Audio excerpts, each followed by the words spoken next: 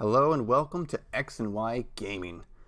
Today is a very special video. As you may know, I do very much enjoy YouTube, and I do very much enjoy Yu-Gi-Oh! So today, with the inspiration from Mr. Doug Dzeeff himself, here is, it's a deck I made for someone else, and it is a Dark Magician deck, because this has never been done before, first of all. Second of all, I made this for a friend, as I said, and first of all, I'm not exactly what you would call competitive in terms of I gotta have all the newest cards and be at the top of my game and top tournaments and you know, I don't know, I guess I just don't have enough drive to do all that. But I do love playing the game. Casually, I guess, but to win. So I'm what you might call casually competitive. So here is a casually competitive Dark Magician deck. The basic rundown with the monsters, as you might expect, are 3 copies of the Dark Magician. Now, while I do prefer the Legend of Blue Eyes artwork, I actually think this one works best because I also run 3 copies of Magician's Rod. And, well, the artwork speaks for itself. Next, you'll want to run 3 Apprentice Illusion Magicians, specifically because when she hits the field, you get a Dark Magician from your deck to your hand. Also, she, like I said, that's basically a free summon almost. And then you can also either tribute her or discard her to give a Dark Spellcaster in battle an extra 2,000 attack points, which every now and again attack points might matter. Next, you'll want to run 3 Palladium Oracle Mahads. Now, he's not really good if you have him in an opening hand because you want to draw him, and that's why, and the reason why I should say is because when you do draw him, you get to special summon him to the field by his own effect.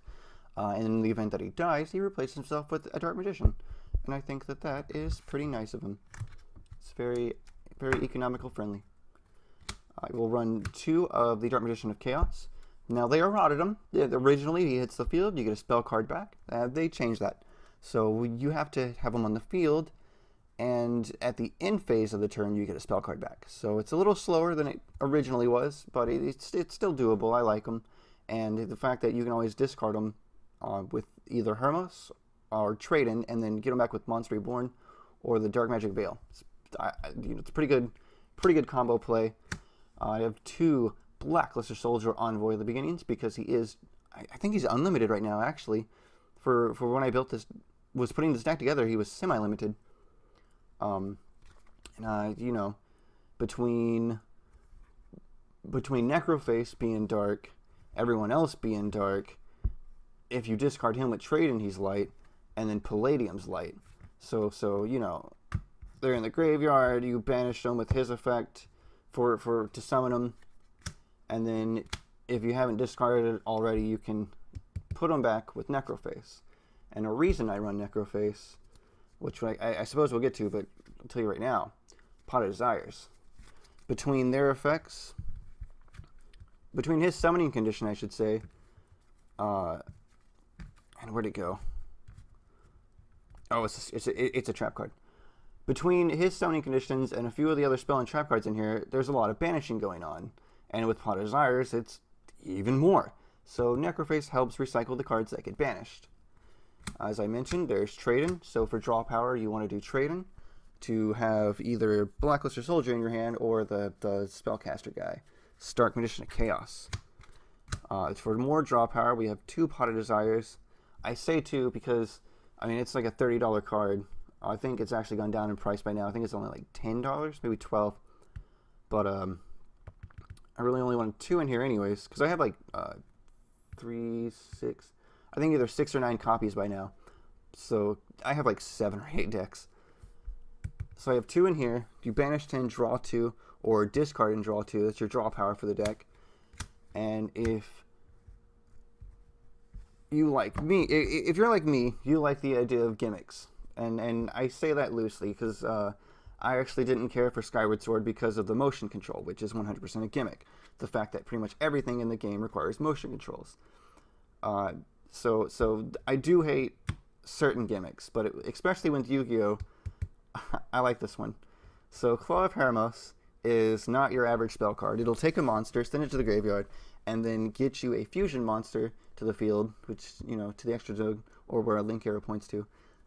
And then that fusion monster turns into a equip spell. We'll get to that. It's fun. He's fun. I like him. Oops. And then the other three spell cards you run are the Eye of Timaeus, and you could put a Dark Paladin in here, but I don't. So Timaeus is really only in here for one card, which I run 2 of. Again, we'll get to that. You want 3 Dark Magic Circles. The card hits the field, you excavate 3 cards and pick a Dark Magician or a spell card or trap card that states the Dark Magician's on it.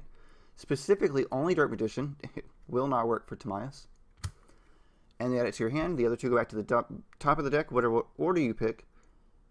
And then, anytime a Dark Magician is summoned, at least once per turn, anytime a Dark Magician is summoned, you get to banish a card. And that's just beautiful. Because getting rid of the field is just as easy as a spell or trap card, specifically Monster Reborn if he's discarded, or Dark Magic Veil is in your hand, or discarded. 3 Magician's Navigations, which will special summon Dark Magician from your hand, and then also get you a level 7 from your deck. Well, 7 or lower. So usually what I'll do is I will use it to get 1 Dark Magician, Pernicious Illusion Magician by the effect of Magician's Navigation, and then with her own effect, we'll get yet another Dark Magician from my deck to my hand. So that's a pretty cool way to cycle the deck, get it thinned down, and you know, get the cards you want and you need to you faster. Well, with any luck. And then I only have 2 of these cards, so I actually run 2 Eternal Soul and 1 Dark Renewal. I had 3. I don't know what happened to the 3rd one. As soon as I find it, it's going in here, and this is going bye-bye, because this doesn't go off as much as you think it does. And when it does, it's pretty cool, but it's not as great as it used to be. I'll tell you that. It lived its limelight for sure. So that's the main deck. It's 40 cards. Pretty basic stuff. A lot of 2s and 3s of. You know, there's a couple of ones like the Dark Magic Veil and Magic Monster Reborn, which honestly, I kind of need like 1 or 2 more copies of this. Probably take out Dark Renewal, or maybe get a 3rd one. Usually you can get this with the circle, so I almost feel like having 3 is excessive.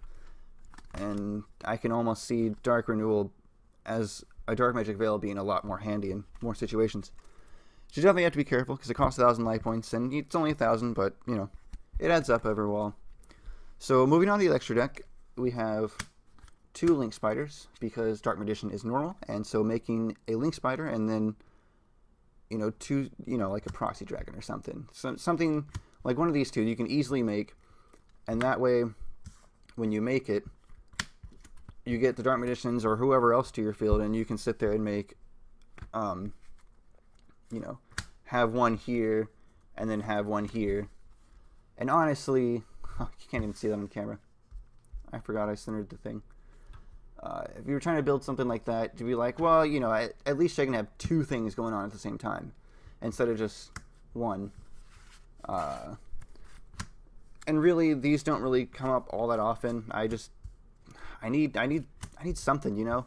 I don't have a whole lot going on for links, and really, these don't even come off that often. One I do like making very often is Underclock Taker. Any 2 effect monsters at all, he'll point down at a monster that you control, usually in either here or here, and then you make one of your opponent's monsters lose attack points equal to Underclock Taker's whoever he's pointing to. So if he's pointing to Dark Magician, the Dragon Knight, then whoever you choose is losing 3,000 attack. It's pretty good. I like it. But, you know, as far as the rest of the Link monsters go, you know, there's Nightmare Cerberus for popping special summons. There's Nightmare Phoenix for popping spell and trap cards. But they're very few and far between. So, I don't know. I've got to find a better alternative. The Dzeeff monsters are very straightforward. It's literally just 2 copies of Ebon Illusion Magician. When you detach a material, first of all, 7s, any 7, I don't give a shit. Take one of your opponents. There's not a card in the deck that can do that, but who gives a fuck? Any 2 7s, you get him. You detach one, you get a Dark Magician from your deck or your hand to special summon to the field. And the best part about that is, if you have it with the Dark Magic Circle, there's a banish card. Even better, when that Dark Magician attacks, banish another card by his own effect. So as long as you have him and a Dark Magician and, you know, the numerous ways of getting him onto the field with this deck, you can banish two of your opponent's cards every turn. You know, for as long as he stays alive. And then with the Hermas, I run Spellcasters. Discarding Spellcasters will get you a Time Magic Hammer. Doesn't target anything it battles. You roll a dice, 6-sided dice. So let's say it lands on 3. That card is banished for 3 turns. That is, your opponent goes, standby phase, you go, standby phase, your opponent goes, standby phase. That's the 3rd standby phase. It goes back to the field. See what I mean? And it gets banished. So if you attack a monster that's face down, it gets banished face down. So that's pretty cool too. Goddess Bow for the Blackluster Soldier in the deck. You will negate the first effect of any battle, just of the battle phase. It's like, I attack. Mirror Force is negated. Now, of course, you know, if you attack again and they have another Mirror Force, or whatever, what have you, it's negated. At least the first one. You know, if they have a second one, you're still probably fucked unless you have an answer for that too. But first thing's negated. I always think that's pretty cool. This is almost an equipped spell version of the Dark Paladin, which is, again, basically why he's not in here. But 1,000 attack, and then 500 attack for every dragon in the graveyard and in both players' fields. I said that wrong, but you know what I mean. Both players' fields and graveyards, and on the field, 500 attack plus 1,000 to boot. It's just, when attack points matter, it's great. And then last but not least, you have Dark Magician the Dragonite. Once again, I had 3, but now I can only find 2, so we run 2, Dark Magician the Dragonite, and he hits the field, or he's in the graveyard, he's a Dark Magician. So you can use this, where'd it get off to? You can't use this, because for whatever reason he's a dragon. 8 stars, 3,000 attack, 2,500 defense, basically applies White Dragon, but you can Eternal Soul him back to life. And then so if you Eternal Soul him, while you have one of your Dark Magic circles on the field, it still counts towards banishing a card. I think that's pretty nice.